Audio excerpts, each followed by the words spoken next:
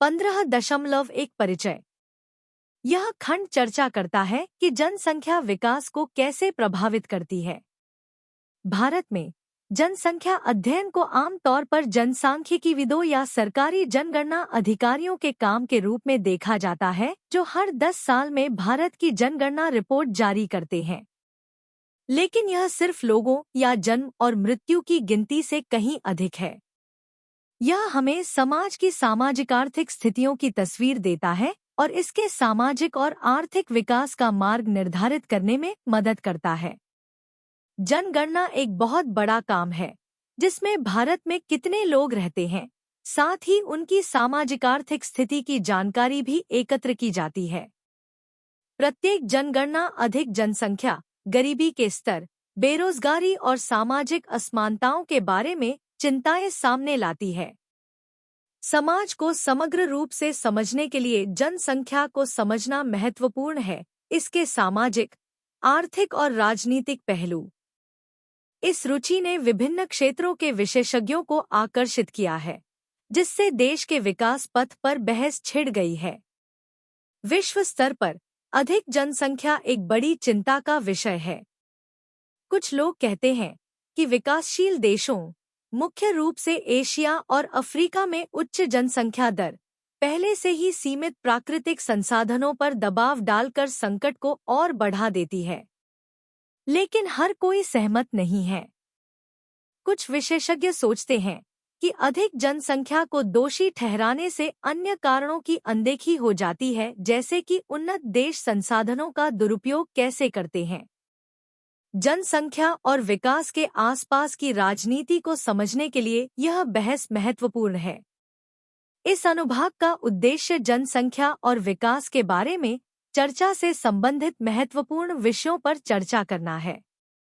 पहला भाग इस बात का संक्षिप्त इतिहास देगा कि लोगों को जनसंख्या वृद्धि के बारे में चिंता क्यों होने लगी, इससे क्या समस्याएं हुईं और इसमें शामिल राजनीतिक पहलू क्या थे। यह भी बताएगा कि वैश्विक चर्चाओं में जनसंख्या एक महत्वपूर्ण मुद्दा कैसे बन गई। अगला भाग उन मुख्य मुद्दों को कवर करेगा जो जनसंख्या प्रश्न के रूप में जाने जाते हैं।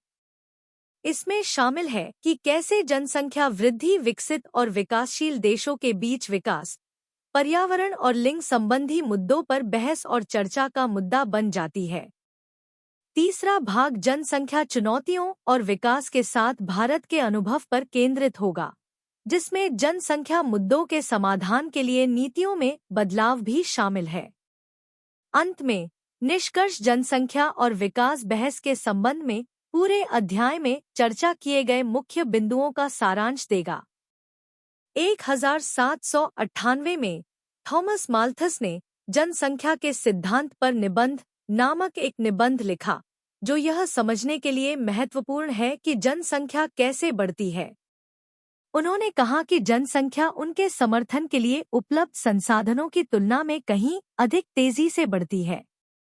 यदि ध्यान न दिया जाए तो हर 25 साल में लोगों की संख्या दोगुनी हो जाती है, जबकि खाद्य उत्पादन धीरे धीरे ही बढ़ता है। इसका मतलब है कि हर किसी के लिए पर्याप्त भोजन नहीं होगा। माल्थस का मानना था कि इससे युद्ध, अकाल और महामारी जैसी समस्याएं पैदा होंगी, जो जनसंख्या वृद्धि को नियंत्रित करेंगी। उन्होंने नहीं सोचा था कि जन्म नियंत्रण या गर्भपात इसका समाधान है, लेकिन लोगों को शादी के लिए लंबे समय तक इंतजार करने जैसी चीजों का सुझाव दिया। माल्थस ने अपने विचार उस समय साझा किए जब यूरोप बेहतर चिकित्सा और औद्योगिक विकास से अधिक नौकरियों के कारण कम लोगों को मरते हुए देख रहा था। इससे जनसंख्या में बड़ी वृद्धि हुई, लेकिन यूरोप ने उद्योगों का विस्तार करके और उपनिवेशों पर कब्जा करके इससे निपटा। 1800 से 1930 तक लगभग 400 मिलियन यूरोपीय बेहतर नौकरियों के लिए उत्तरी अमेरिका चले गए। इसलिए अत्यधिक भीड़ होने के बजाय इस प्रवासन के कारण यूरोप में वास्तव में कम लोग थे। हालांकि अमेरिका को यूरोप से बहुत अधिक लोगों के आने और अप्रवासियों के बीच उच्च जन्म दर के कारण चिंता होने लगी। उन्होंने इस बारे में सख्त नियम बनाए कि कौन अंदर आ सकता है, जिससे कुछ यूरोपीय देश परेशान हो गए क्योंकि इससे आर्थिक अवसर सीमित हो गए। फ्रांस पहला यूरोपीय देश था जहां 1800 के आसपास कम बच्चे पैदा हुए थे। इसे एक समस्या के रूप में देखा गया था, खासकर जब वे 1870 में प्रशिया से हार गए थे, आंशिक रूप से उनकी कम जन्म दर के कारण। सरकार ने बड़े परिवारों को प्रोत्साहित करके इसे ठीक करने का प्रयास किया। उन्होंने बहुत सारे बच्चों वाले परिवारों को पैसा दिया और 1923 में गर्भपात के खिलाफ कानून सख्त बना दिया। अन्य यूरोपीय देशों में भी कम बच्चे पैदा हो रहे थे, इसलिए उन्होंने लोगों को अधिक बच्चे पैदा करने के लिए प्रोत्साहित करने के उपाय किए। ऐसा इटली और जर्मनी जैसी जगहों पर हुआ। इटली में उन्होंने गर्भपात और जन्म नियंत्रण के खिलाफ सख्त कानून बनाए और लोगों को देश छोड़ने से रोकने की भी कोशिश की। नाज़ी जर्मनी में वे उन जोड़ों को ऋण देते थे जो शादी करना चाहते थे और बच्चे पैदा करना चाहते थे। इटली और फ्रांस में पहले से ही इसी तरह के उपाय मौजूद थे। ये उपाय उस समय फासीवादी और नाज़ी सरकारों द्वारा प्रचारित विचारों के अनुरूप थे, जो कुछ जातीय समूहों और नस्लों पर केंद्रित थे। नस्ल और विज्ञान के बारे में विचारों ने यूजेनिक्स नामक चीज को जन्म दिया। यह एक राजनीतिक आंदोलन और विश्वास प्रणाली थी जो 1900 के दशक की शुरुआत में यूरोप में, विशेषकर हिटलर के अधीन जर्मनी में लोकप्रिय थी। यूजेनिक्स का अर्थ मानव जाति को बेहतर बनाने के लिए केवल सर्वोत्तम मानव जीन को चुनना था। इसका उपयोग जर्मनी में यहूदी लोगों के साथ बुरा व्यवहार करने और लोगों के साथ उनकी नस्ल के आधार पर भेदभाव करने को उचित ठहराने के लिए किया गया था। द्वितीय विश्व युद्ध के अंत तक यूरोप में बहुत सारी चिंताएं और निर्णय जनसंख्या के मुद्दों पर आधारित थे। राष्ट्र संघ, जो 1900 और 1914 के बीच अस्तित्व में था, ने अपनी बैठकों में जन्म नियंत्रण और आप्रवासन जैसी चीजों के बारे में बात की। फ्रांस, इटली और हॉलैंड जैसे देशों के लोगों ने इस बात पर तर्क दिया कि क्या बहुत अधिक लोगों के होने से देशों के बीच युद्ध और प्रतिस्पर्धा के साथ साथ उपनिवेशवाद भी होता है।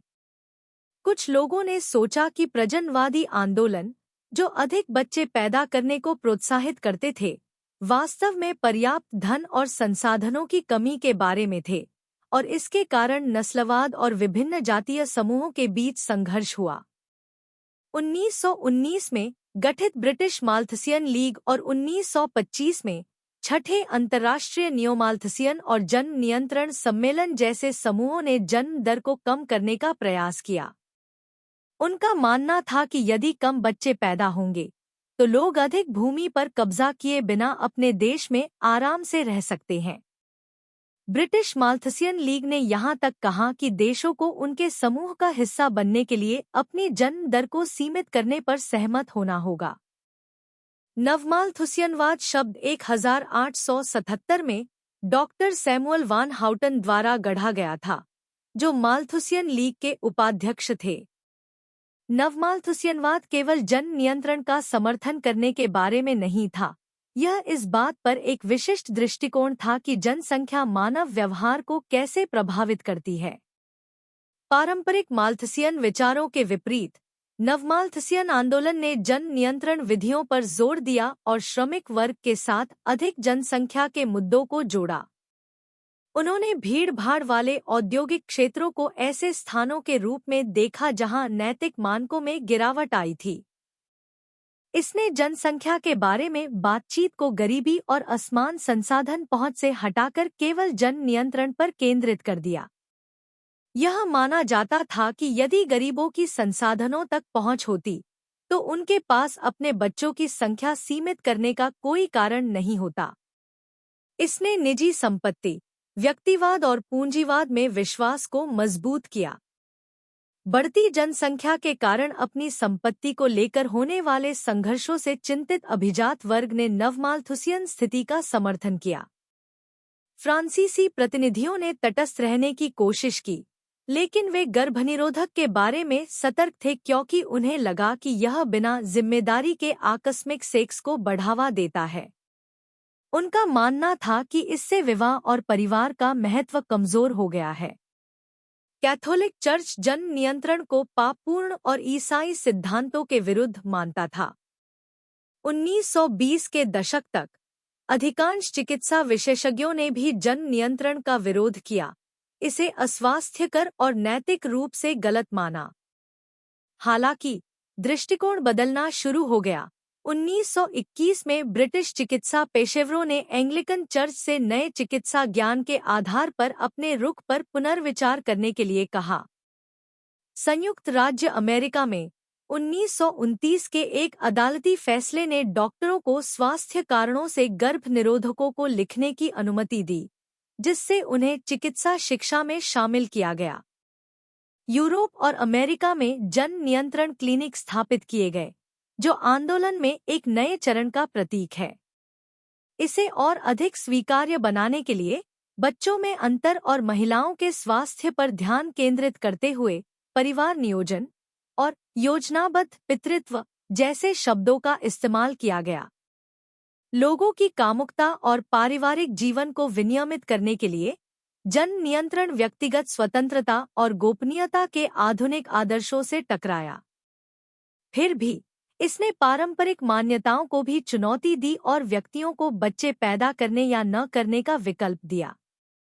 हालांकि जन नियंत्रण बहस का मूल केवल व्यक्तिगत स्वतंत्रता की रक्षा के बारे में नहीं था, बल्कि अधिक जनसंख्या, कम जनसंख्या या कम जनसंख्या जैसे मुद्दों और समाज पर उनके प्रभावों के प्रबंधन के बारे में था। प्रमुख चिंताओं में प्रवासन, श्रम उपलब्धता, संसाधन संघर्ष और गरीबी शामिल हैं, जिन्हें विकासात्मक और राजनीतिक दोनों मुद्दों के रूप में देखा गया। सोवियत संघ निःशुल्क जन नियंत्रण सलाह और सेवाएं प्रदान करने वाला पहला देश था। लेनिन ने परिवार नियोजन का समर्थन किया और इसे जोड़तोड़ वाली जनसंख्या नियंत्रण रणनीति से अलग बताया। समाजवादियों ने तर्क दिया कि अधिक जनसंख्या के बारे में चिंताएं असमानता और वर्ग संघर्ष के गहरे मुद्दों से ध्यान भटका रही हैं। उनका मानना था कि वास्तविक समस्या असमान संसाधन वितरण है, जिसमें अमीर लोग साझा करने को तैयार नहीं हैं। द्वितीय विश्व युद्ध के बाद नए स्वतंत्र राज्य संयुक्त राष्ट्र में शामिल हो गए और नवमाल्थसियन जनसांख्यिकीय संक्रमण सिद्धांत को स्वीकृति मिली। यह सिद्धांत बताता है कि देश 4 जनसांख्यिकीय चरणों से गुजरते हैं: पूर्वौद्योगिक, जनसंख्या विस्फोट, सामाजिक आर्थिक परिवर्तनों के कारण जन्म दर में गिरावट और जनसंख्या वृद्धि का स्थिरीकरण। यह कम जनसंख्या वृद्धि को एक समृद्ध राष्ट्र की निशानी मानते हुए इसे आर्थिक विकास से जोड़ता है। पूर्व उपनिवेश या तीसरी दुनिया के देश नवमाल्थसियन विश्लेषण नामक सिद्धांत में उल्लेखनीय थे।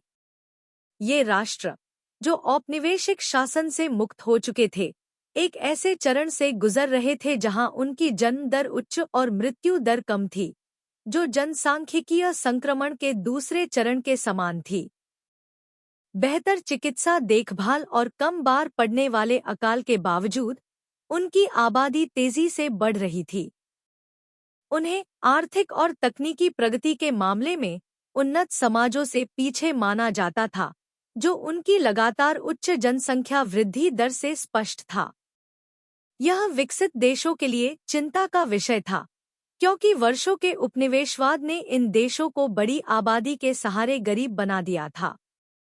जनसंख्या कम करना संयुक्त राष्ट्र (UN) की प्राथमिकता बन गई।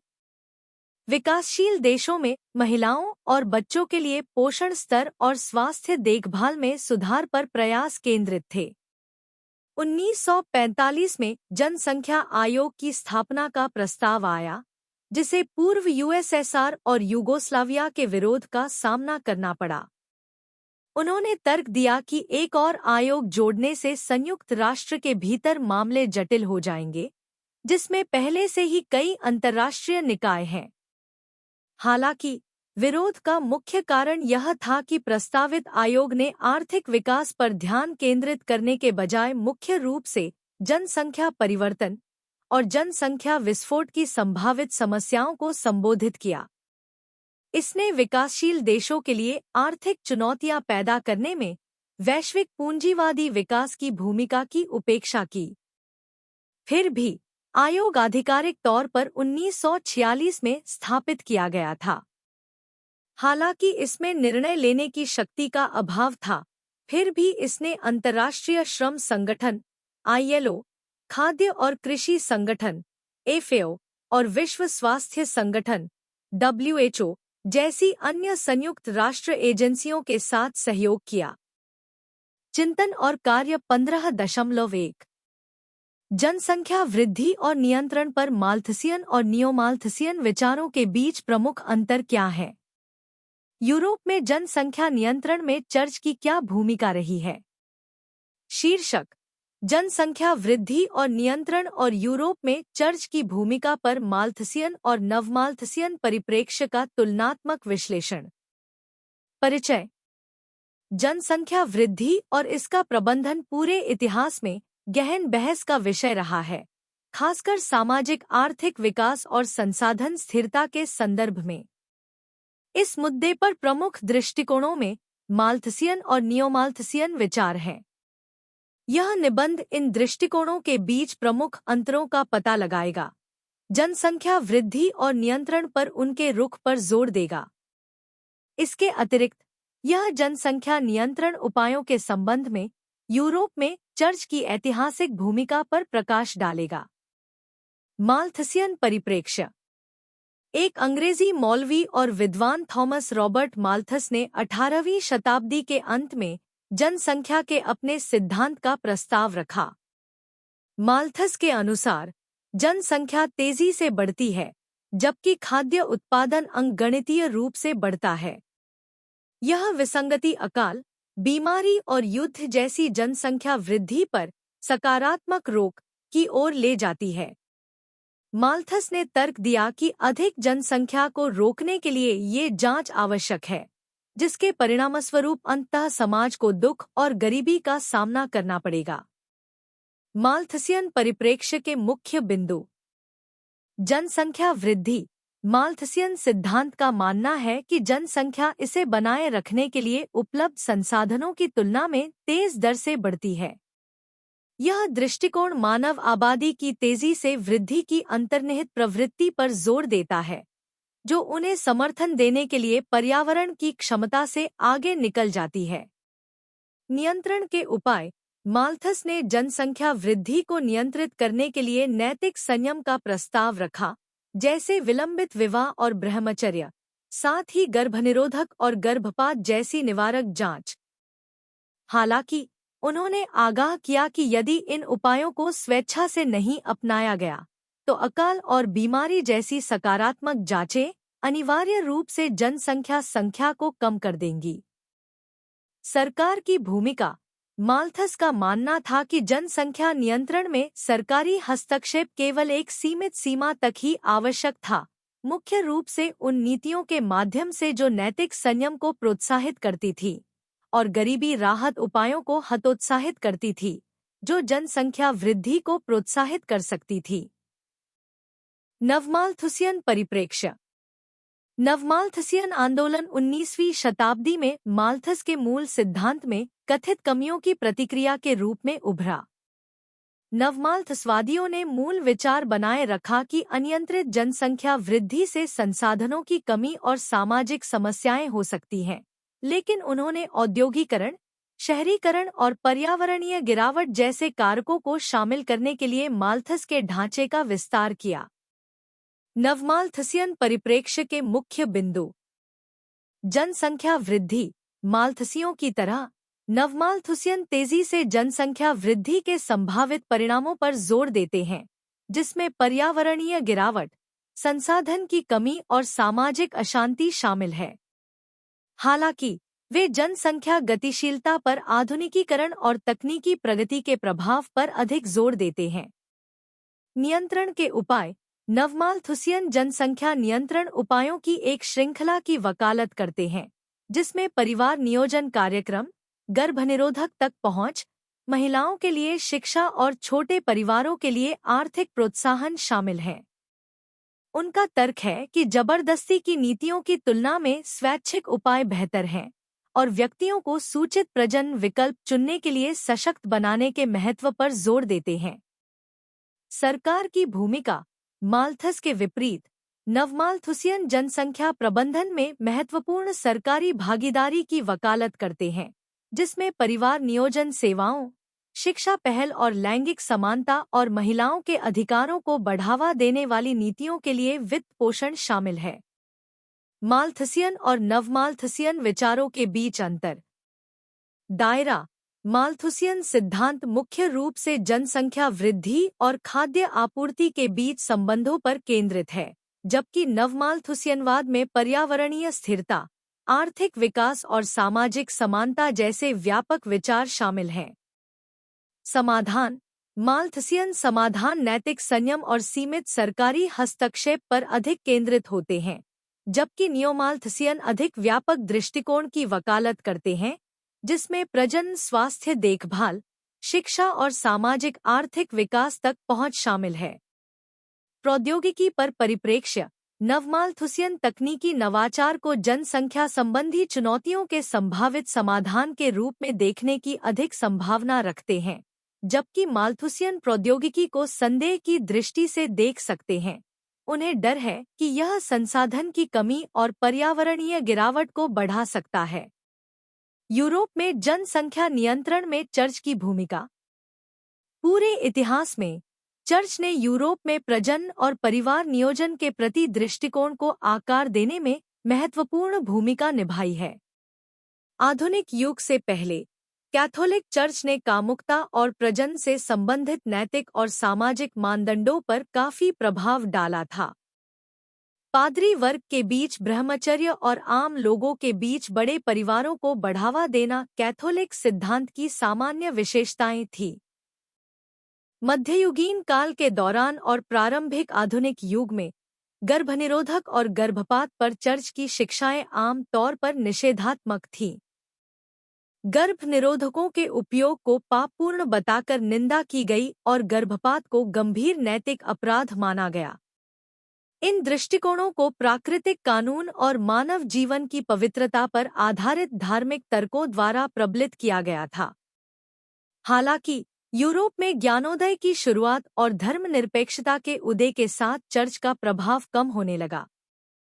वैज्ञानिक ज्ञान के प्रसार और उदार राजनीतिक विचारधाराओं के उद्भव ने पारंपरिक धार्मिक सत्ता को चुनौती दी और कामुकता और प्रजनन के मामलों पर चर्च के नियंत्रण को खत्म करने में योगदान दिया।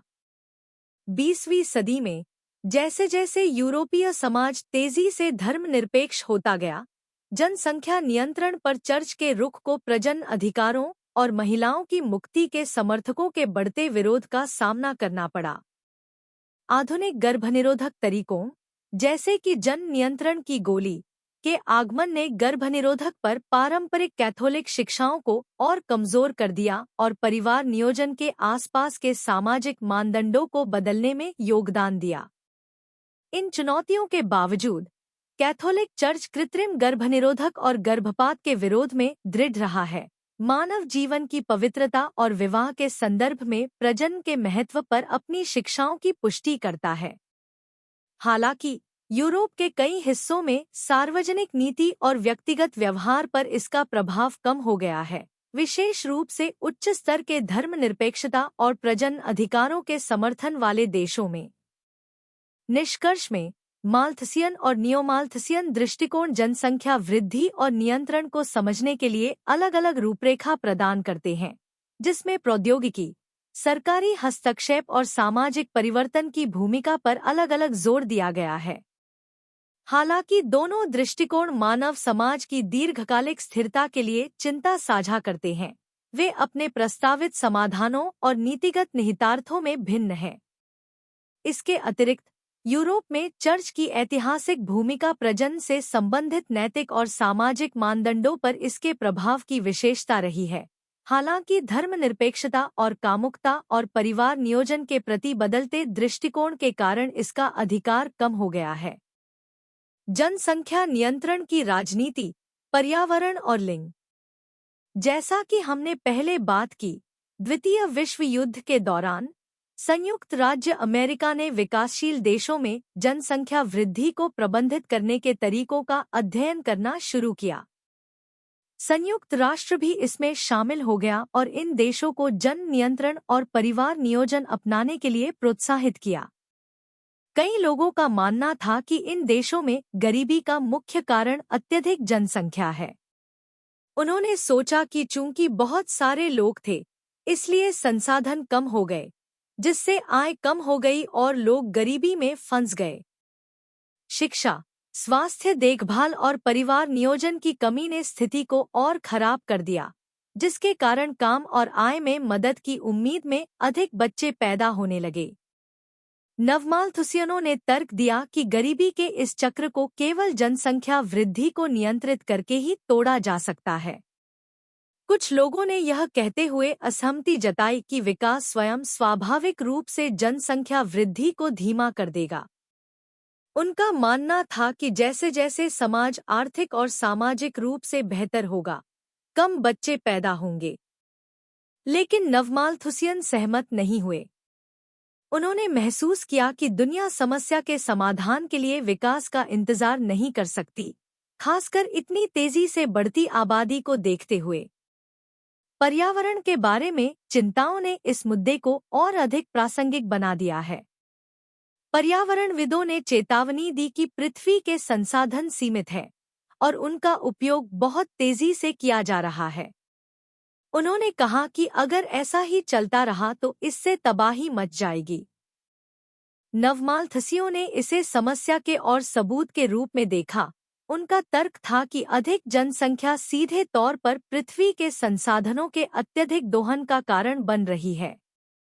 आलोचकों का तर्क है कि यह विचार की अधिक जनसंख्या पर्यावरणीय समस्याओं का मुख्य कारण है, बहुत सरल और गलत है। वे बताते हैं कि भले ही औद्योगिक देश दुनिया की आबादी का केवल 1/4 हिस्सा बनाते हैं, वे दुनिया की 3/4 ऊर्जा का उपयोग करते हैं और अधिकांश ग्रीनहाउस गैसों का उत्पादन करते हैं, जो ओजोन परत को नुकसान पहुंचाते हैं। यह विश्व स्तर पर सभी को प्रभावित करता है। इसके अलावा धनी देशों की बहुराष्ट्रीय कंपनियां अक्सर अपने जहरीले कचरे का निपटान तीसरी दुनिया के देशों में करती हैं। तो ऐसा प्रतीत होता है कि वास्तविक समस्या बहुत अधिक लोगों की नहीं, बल्कि बहुत अधिक खपत की है। मुद्दा यह है कि मानव गतिविधि प्रकृति की पुनर्प्राप्ति क्षमता से आगे निकल रही है।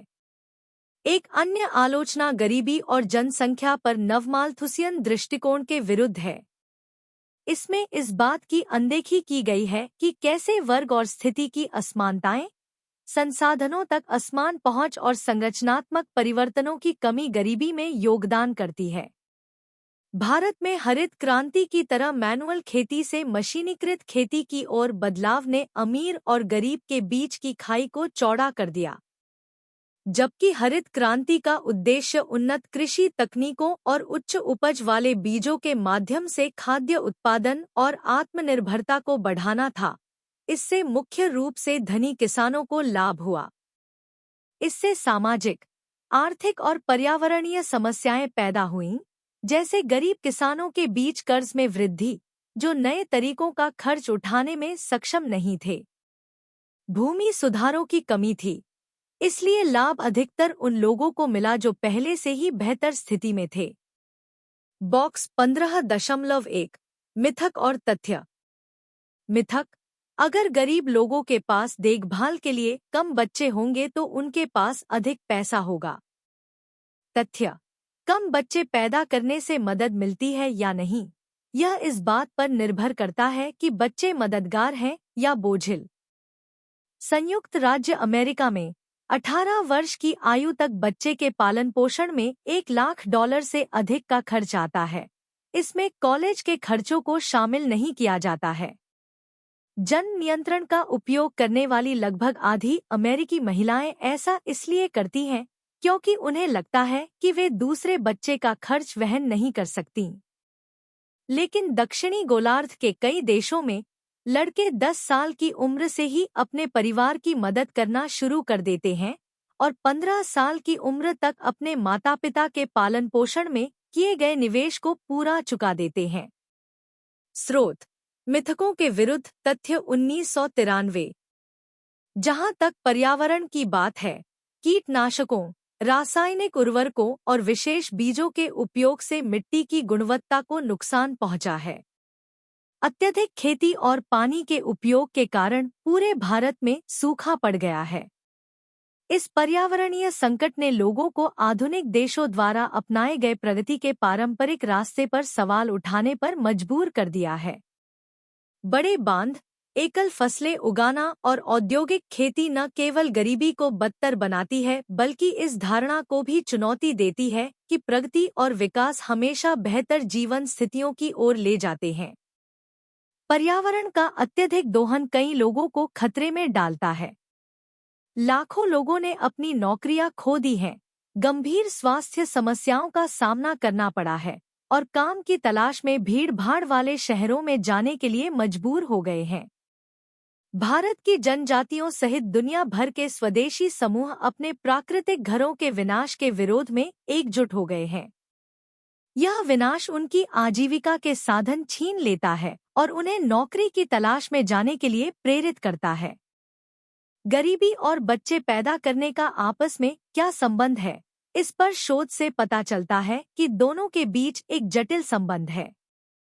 कुछ लोगों के विश्वास के विपरीत बच्चे पैदा करना हमेशा बोझ के रूप में नहीं, बल्कि कभी-कभी लाभ के रूप में देखा जाता है। अधिक बच्चे चाहने का कारण किसी के सामाजिक वर्ग के आधार पर बदलता रहता है। जिन लोगों के पास जमीन नहीं है और वे शारीरिक श्रम पर निर्भर हैं, साथ ही गरीब किसान जो मशीनें खरीदने में सक्षम नहीं हैं, अक्सर अधिक बच्चे पैदा करना चुनते हैं। इसलिए बहुत अधिक बच्चे पैदा करना लोगों को गरीब नहीं बनाता है, यह उनकी आर्थिक स्थिति का संकेत हो सकता है। दूसरे शब्दों में, अधिक बच्चे पैदा करने का निर्णय वास्तव में उनकी परिस्थितियों के आधार पर एक स्मार्ट विकल्प हो सकता है। अंतर्राष्ट्रीय श्रम संगठन के 1995 के आंकड़ों के अनुसार 4 से 14 वर्ष की आयु के 250 मिलियन बच्चे काम करते हैं और उनमें से आधे पूर्णकालिक काम करते हैं। इससे पता चलता है कि 1984 की विश्व विकास रिपोर्ट के अनुसार बच्चों को विशेष रूप से थाईलैंड, दक्षिण कोरिया, इंडोनेशिया और तुर्की जैसे देशों में मूल्यवान श्रमिकों के रूप में देखा जाता है। इन स्थानों में बच्चों को निवेश के रूप में देखा जाता है जो अपने माता पिता की देखभाल करेंगे। वे बड़े हो जाते हैं। बच्चों पर यह भारी निर्भरता यह भी दर्शाती है कि इन देशों में पर्याप्त अन्य सहायता प्रणालियां या कल्याण कार्यक्रम नहीं है। यह स्पष्ट है कि केवल जनसंख्या वृद्धि को नियंत्रित करने पर ध्यान केंद्रित करने से तीसरी दुनिया में गरीबी का समाधान नहीं होगा। बॉक्स 15.2 मिथक और तथ्य। मिथक: कुछ लोगों का मानना है कि मुसलमान अपने धर्म के कारण परिवार नियोजन नहीं करते हैं। तथ्य: दरअसल इस्लाम परिवार नियोजन की मनाही नहीं करता। विभिन्न देशों में कई धार्मिक विद्वानों ने फैसले जारी कर कहा है कि चिकित्सा या आर्थिक कारणों से अस्थायी परिवार नियोजन विधियों का उपयोग करना ठीक है। तुर्की और इंडोनेशिया जैसे देशों में, जहां इस्लाम का पालन किया जाता है, परिवार नियोजन के उपयोग की दर उच्च है। तुर्की में 63% लोग गर्भनिरोधक का उपयोग करते हैं और इंडोनेशिया में यह 48% है। इस्लाम केवल गर्भावस्था के 120 दिनों के बाद गर्भपात पर प्रतिबंध लगाता है, सिवाय इसके कि जब यह मां के स्वास्थ्य को बचाने के लिए आवश्यक हो। स्रोत: मिथकों के विरुद्ध तथ्य 1993। अधिक जनसंख्या से संबंधित एक अन्य महत्वपूर्ण मुद्दा विकासशील देशों में शिशु मृत्यु दर और प्रजनन क्षमता की उच्च दर है। यदि हम इसके पीछे के कारणों पर गौर करें तो हम पाते हैं कि इसमें संरचनात्मक कारक भूमिका निभा रहे हैं। महिलाओं की निम्न स्थिति, खराब पोषण और स्वास्थ्य देखभाल की कमी जैसी चीजें उच्च शिशु मृत्यु दर के सामान्य कारण हैं। शिशु मृत्यु दर का तात्पर्य शिशुओं की उनके पहले वर्ष में मृत्यु से है, लेकिन कई लोग जो उस वर्ष के बाद भी जीवित रहते हैं, उन्हें अभी भी अपर्याप्त पोषण और देखभाल के कारण जोखिम का सामना करना पड़ता है। ऐसे समाजों में जहां पुरुष बच्चों को प्राथमिकता दी जाती है और महिलाओं को मुख्य रूप से उनकी बच्चे पैदा करने की क्षमता के लिए महत्व दिया जाता है, वहां कई बच्चे पैदा करने का संरचनात्मक दबाव होता है। महिलाओं के पास यह निर्णय लेने की शक्ति नहीं हो सकती है कि उन्हें बच्चे पैदा करने चाहिए या नहीं, या वे समाज में स्वीकृति प्राप्त करने के लिए अपनी प्रजनन भूमिका को पूरा करने के लिए मजबूर महसूस कर सकती हैं। दुर्भाग्य से गर्भ निरोधकों और अन्य जन नियंत्रण विधियों का उपयोग कभी-कभी महिलाओं को सशक्त बनाने के बजाय उनकी प्रजनन क्षमता को नियंत्रित करने के लिए किया जाता है। महिलाओं को अपने शरीर पर अधिक नियंत्रण देने के बजाय ये तरीके उन्हें हेरफेर करने और प्रतिबंधित करने का एक तरीका बन गए हैं। उदाहरण के लिए, भारत में अवैध लिंग निर्धारण क्लिनिकों की समस्या है, जिसके कारण लड़कियों को जन्म देने से बचने के लिए कन्या भ्रूण हत्या और गर्भपात जैसी प्रथाएं हो रही हैं। चीन में सरकारी परिवार नियोजन नीतियों के कारण इसी तरह के मुद्दे सामने आए। कुछ लोगों का तर्क है कि जनसंख्या नियंत्रण और HIV/AIDS के बारे में चिंताओं का उपयोग अमीर देशों से पुरानी प्रौद्योगिकियों को विकासशील देशों में धकेलने के बहाने के रूप में किया जाता है। यह जन नियंत्रण विधियों के बारे में नैतिक प्रश्न उठाता है और क्या अधिक जनसंख्या को नियंत्रित करने के प्रयासों को व्यापक सामाजिक मुद्दों का भी समाधान करना चाहिए। परिवार नियोजन को सही मायने में प्रभावी बनाने के लिए हमें महिलाओं की सामाजिक और आर्थिक स्थिति में सुधार करना होगा।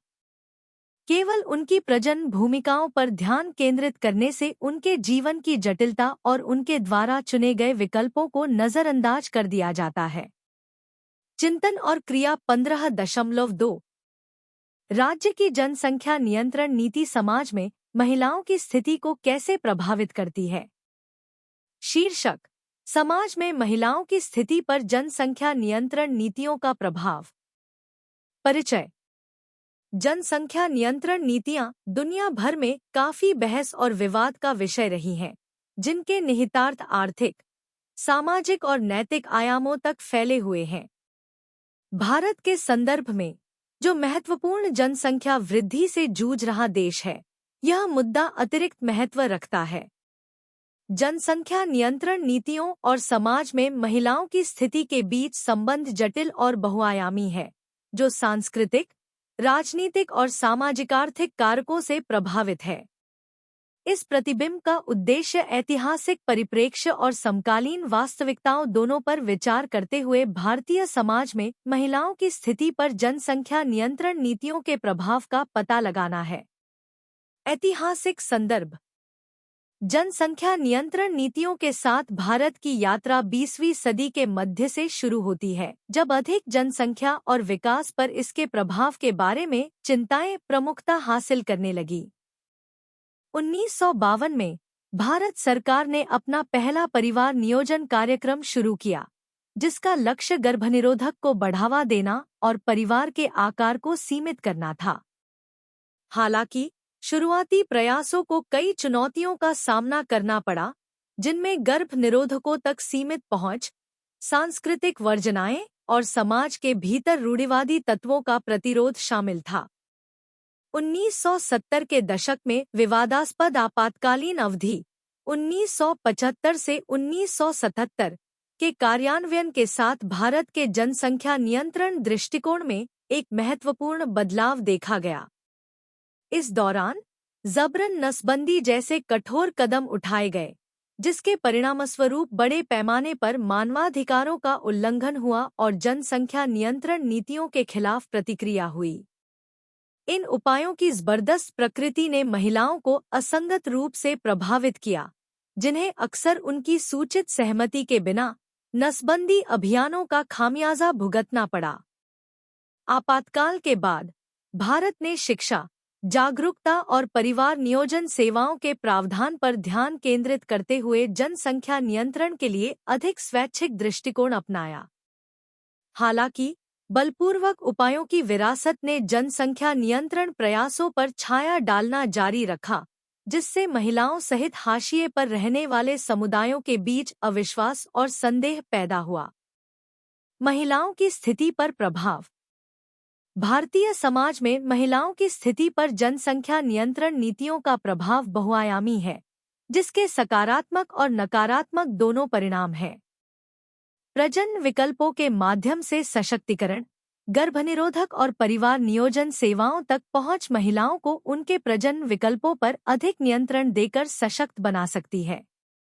जब महिलाओं में अपनी गर्भधारण की योजना बनाने और समय निर्धारित करने की क्षमता होती है, तो उनके शिक्षा प्राप्त करने, कार्यबल में भाग लेने और अपने परिवार के भीतर निर्णय लेने में संलग्न होने की अधिक संभावना होती है।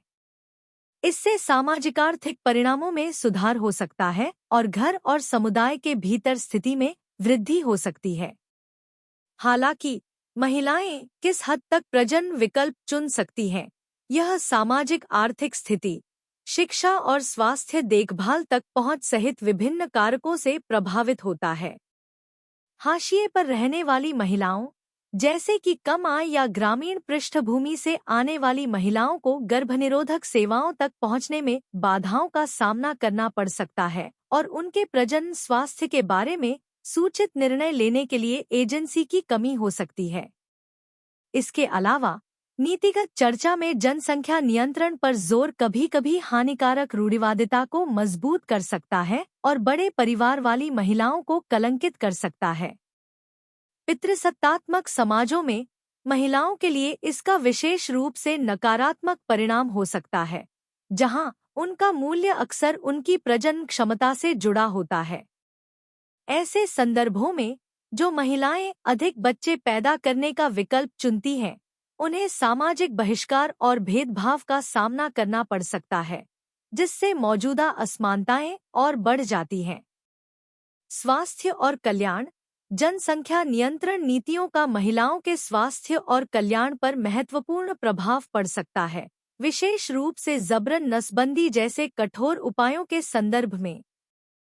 आपातकालीन अवधि के दौरान हजारों महिलाओं ने अपनी इच्छा के विरुद्ध नसबंदी प्रक्रियाएं अपनाईं, जिससे कई प्रकार की शारीरिक और मनोवैज्ञानिक हानियां हुईं। इन अनुभवों से जुड़ा आघात और कलंक दशकों बाद भी महिलाओं के जीवन को प्रभावित कर रहा है, जो जबरदस्ती जनसंख्या नियंत्रण नीतियों की स्थायी विरासत को उजागर करता है।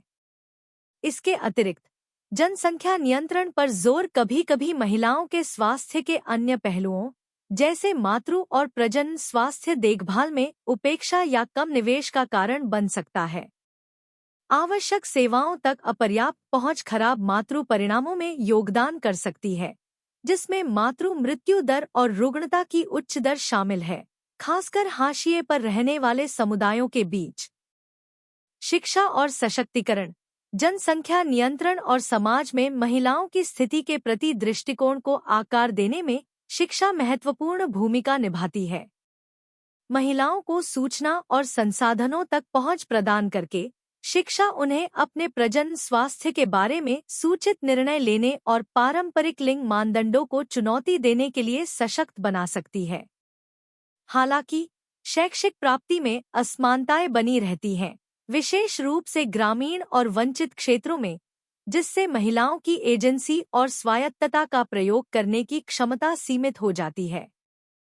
इसके अलावा जनसंख्या नियंत्रण नीतियों को इस तरह से लागू किया जाना चाहिए कि महिलाओं के अधिकारों और स्वायत्तता का सम्मान हो, जबरदस्ती के खिलाफ सुरक्षा हो और व्यापक प्रजनन स्वास्थ्य देखभाल तक पहुंच सुनिश्चित हो।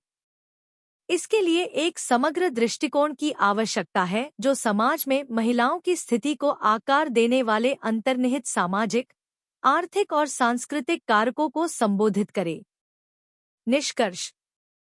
निष्कर्षतः जनसंख्या नियंत्रण नीतियों का भारतीय समाज में महिलाओं की स्थिति पर जटिल और सूक्ष्म प्रभाव है। जबकि गर्भनिरोधक और परिवार नियोजन सेवाओं तक पहुंच महिलाओं को सशक्त बना सकती है और उनके स्वास्थ्य परिणामों में सुधार कर सकती है। जबरदस्ती के उपाय और भेदभावपूर्ण प्रथाएं असमानताओं को कायम रख सकती हैं और प्रजनन अधिकारों को कमजोर कर सकती हैं। आगे बढ़ते हुए जनसंख्या नियंत्रण के लिए अधिकाराधारित दृष्टिकोण अपनाना आवश्यक है, जो महिलाओं की एजेंसी, स्वायत्तता और कल्याण को प्राथमिकता देता है।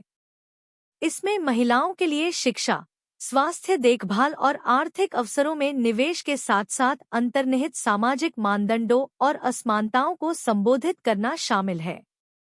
महिलाओं के अधिकारों और दृष्टिकोणों को केंद्रित करके हम अधिक समावेशी और न्यायसंगत जनसंख्या नीतियां बना सकते हैं, जो समाज के सभी सदस्यों को लाभान्वित करती हैं।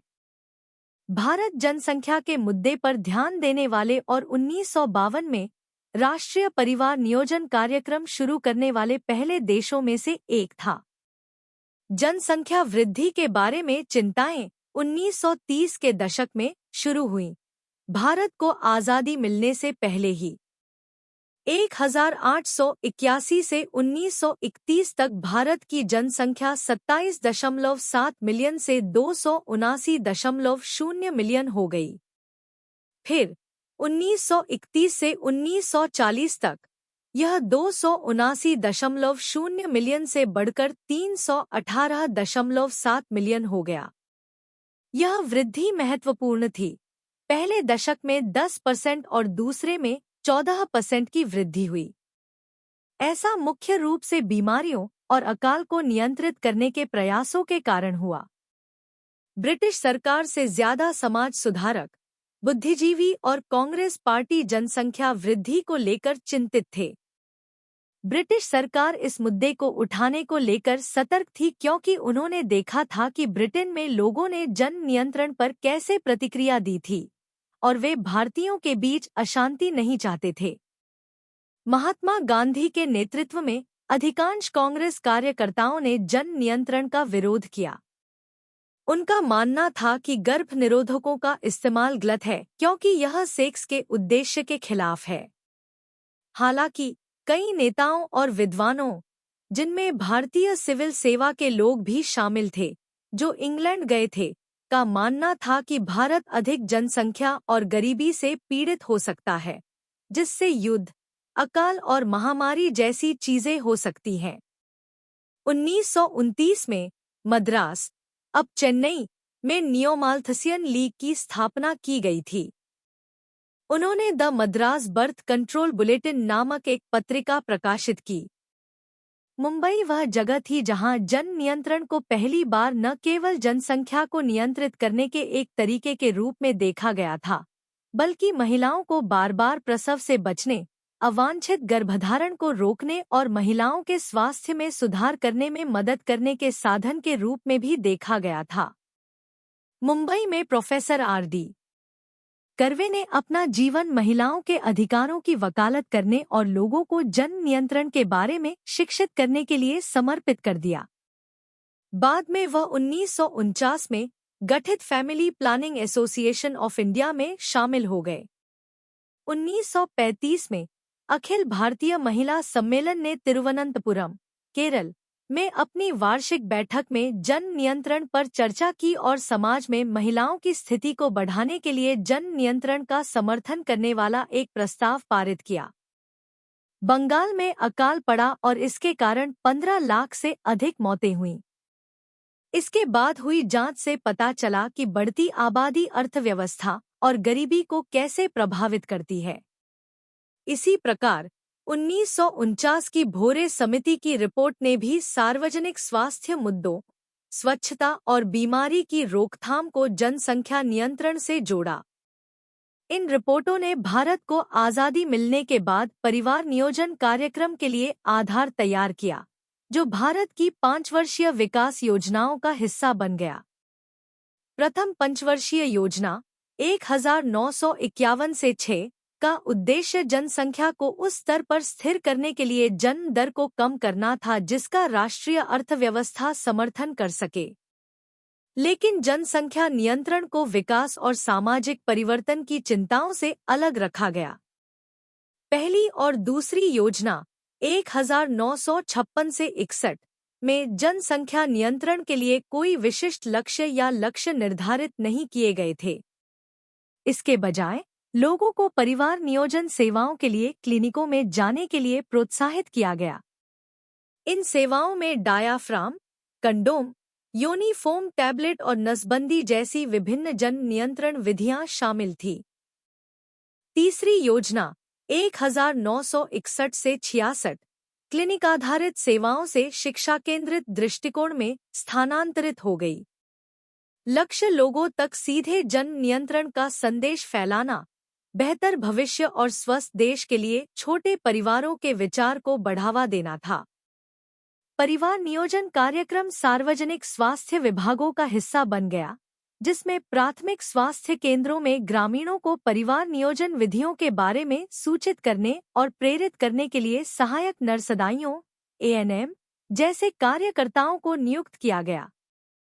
चौथी योजना 1969 से 74 तक नसबंदी के लिए लक्ष्य निर्धारित किए गए थे और लोगों पर ऑपरेशन करके इन लक्ष्यों को पूरा करने के लिए शिविर आयोजित किए गए थे। लक्ष्य का 61% हासिल करने के बावजूद जनसंख्या वृद्धि दर अपरिवर्तित रही, जिसने नीति निर्माताओं और प्रशासकों को हैरान कर दिया। 1974 से 1979 तक पांचवी योजना के दौरान 1976 की राष्ट्रीय जनसंख्या नीति बनाई गई थी। सरकार ने परिवार नियोजन के लिए स्वास्थ्य विभाग की संरचना और दक्षता में सुधार पर ध्यान केंद्रित किया। उनका उद्देश्य सरकारी कार्यालयों, गांवों और शहरों में लोगों की नसबंदी करना था। इसके बाद आपातकाल के दौर में लोग जबरन नसबंदी से डरने लगे। नई जनता सरकार ने इन आशंकाओं को शांत करने के लिए दृष्टिकोण बदल दिया। उन्होंने लचीलापन दिखाने के लिए परिवार नियोजन के स्थान पर परिवार कल्याण शब्द का प्रयोग किया। लोगों को परिवार कल्याण उपायों को अपनाने के लिए शिक्षित और प्रेरित करने पर ध्यान केंद्रित किया गया। 1976 की नीति के कुछ हिस्सों का अभी भी पालन किया गया, जैसे लड़कों और लड़कियों के लिए विवाह की आयु क्रमशः 21 और 18 वर्ष तक बढ़ाना। 1980 से 1985 तक छठी योजना में और 1985 से 1991 तक सातवीं योजना में दीर्घकालिक और अल्पकालिक लक्ष्य निर्धारित किए गए थे। दीर्घकालिक लक्ष्यों का उद्देश्य परिवार का आकार, जन्म, शिशु मृत्यु दर और मृत्यु दर को कम करना है। अल्पकालिक लक्ष्यों में नसबंदी, इंट्रागर्भाशय उपकरण (IUD) और अन्य गर्भ निरोधकों को बढ़ावा देना शामिल था। इन प्रयासों के बावजूद योजनाओं से पता चला कि केवल कानून बनाने या जन नियंत्रण कार्यक्रम लागू करने से काम नहीं चलेगा। जनसंख्या समस्या के वास्तविक समाधान के लिए गरीबी में कमी और आर्थिक और सामाजिक असमानताओं को संबोधित करना महत्वपूर्ण था। कई योजनाएं कागजों पर ही रह गईं और शिक्षा, स्वास्थ्य सेवाएं, स्वच्छता और पानी की पहुंच जैसे लक्ष्य प्रभावी ढंग से हासिल नहीं किए गए। भारत के उत्तरी राज्यों में अन्य राज्यों की तुलना में जनसंख्या वृद्धि दर अधिक थी। केरल हालांकि प्रजनन दर कम करने में सफल रहा, लेकिन आर्थिक रूप से पिछड़ा रहा। इससे पता चलता है कि जनसंख्या नियंत्रण के लिए केवल आर्थिक विकास ही पर्याप्त नहीं है। पश्चिम बंगाल, एक अन्य कम्युनिस्ट गढ़, महिला साक्षरता की उपेक्षा के कारण केरल की सफलता को दोहरा नहीं सका।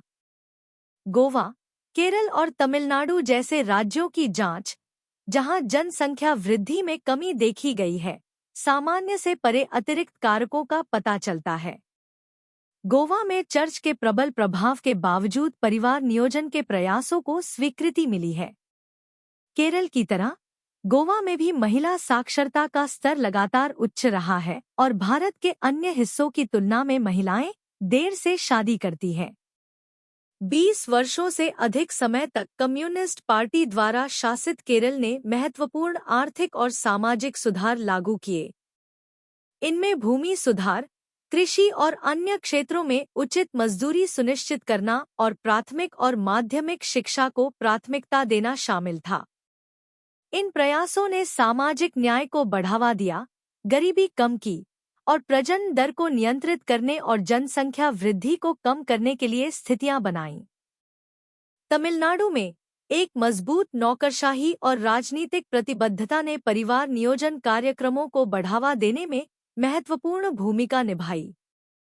पेरियार के नेतृत्व में आत्मसम्मान के लिए राज्य के आंदोलनों का इतिहास 1920 के दशक से जाति, महिलाओं की स्थिति, शिक्षा, विवाह और गर्भनिरोधक पर कट्टरपंथी विचारों की वकालत करते हुए जन नियंत्रण पहल की नींव रखी। तमिलनाडु की नौकरशाही ने परिवार नियोजन कार्यक्रमों को लागू करने का बीड़ा उठाया और एक व्यापक मातृ एवं शिशु कल्याण प्रणाली विकसित की। शिविर दृष्टिकोण स्थापित किया गया और जिला स्तरों पर विकेंद्रीकृत किया गया, जिससे जिला प्रशासक जिम्मेदार हो गए। कार्यक्रम में गर्भनिरोधक सेवाओं पर शिक्षा और जागरूकता के साथ साथ पुरुष नसबंदी के बाद की देखभाल जैसे घटक शामिल थे। इसके अतिरिक्त अंतर्राष्ट्रीय फंडिंग द्वारा समर्थित 9 मिलियन से अधिक स्कूली बच्चों को दोपहर का भोजन उपलब्ध कराने जैसी पहल ने गांवों में सैकड़ों हजारों महिलाओं के लिए रोजगार पैदा किया, जिससे कार्यक्रम के लिए समर्थन और मजबूत हुआ।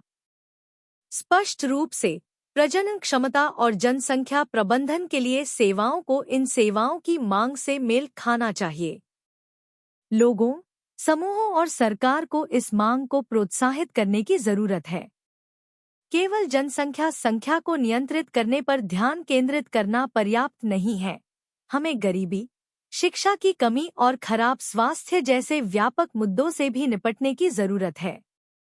जनसंख्या नियंत्रण की किसी भी योजना को पर्यावरण के अनुकूल आर्थिक विकास के साथ साथ आर्थिक, सामाजिक और राजनीतिक समानता को भी बढ़ावा देना चाहिए। स्वास्थ्य सेवाएं प्रभावी ढंग से प्रदान करने के लिए कुशल नौकरशाही और सुशासन महत्वपूर्ण है। इस व्यापक दृष्टिकोण को गंभीरता से लिए बिना जनसंख्या वृद्धि को नियंत्रित करना असंभव नहीं तो बहुत कठिन होगा। भारत की 1994 की राष्ट्रीय जनसंख्या नीति एक ऐसे जनसंख्या कार्यक्रम की वकालत करती है जो गरीबों का समर्थन करता है, प्रकृति की रक्षा करता है और महिलाओं को सशक्त बनाता है। यह लोगों को जनसंख्या समस्या के समाधान के बजाय इसके समाधान में सक्रिय भागीदार के रूप में देखता है।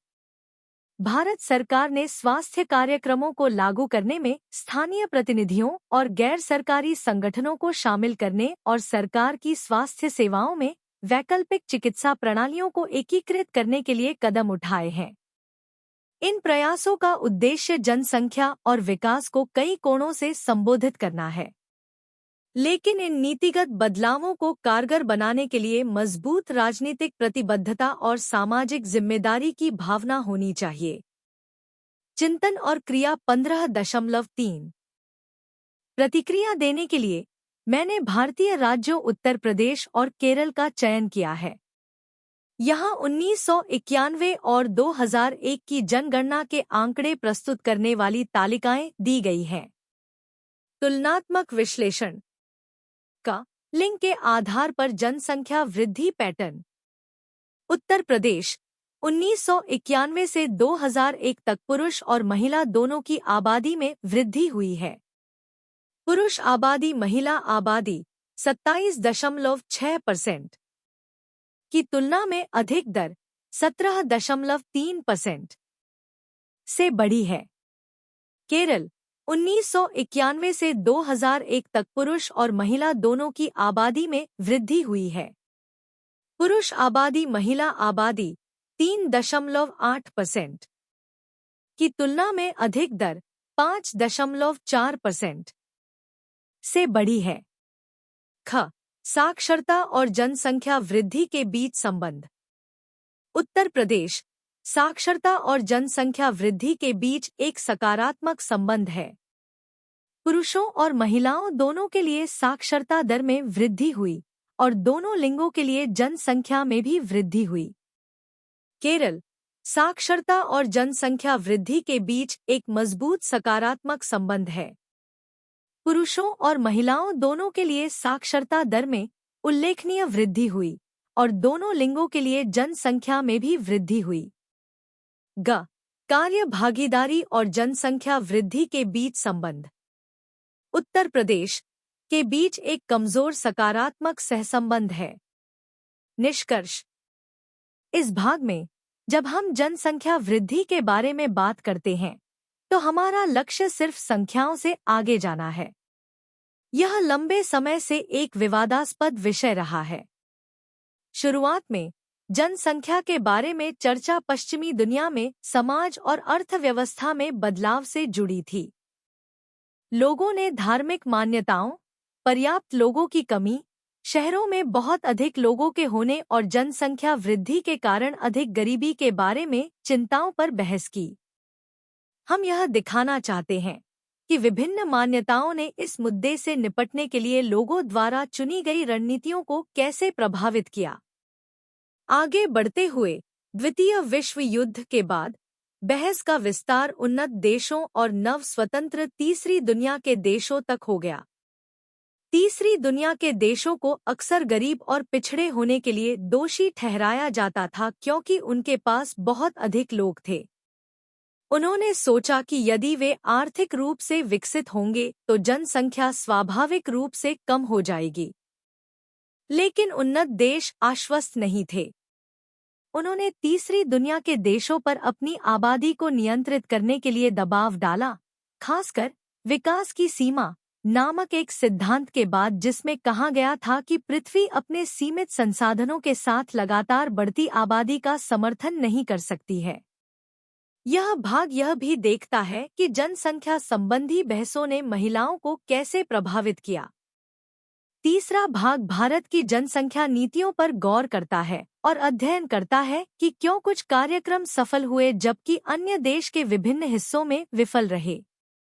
विश्लेषण से पता चला कि समाज में बड़े बदलाव और अच्छी सरकारी प्रणालियां सफलता का मुख्य कारण थी।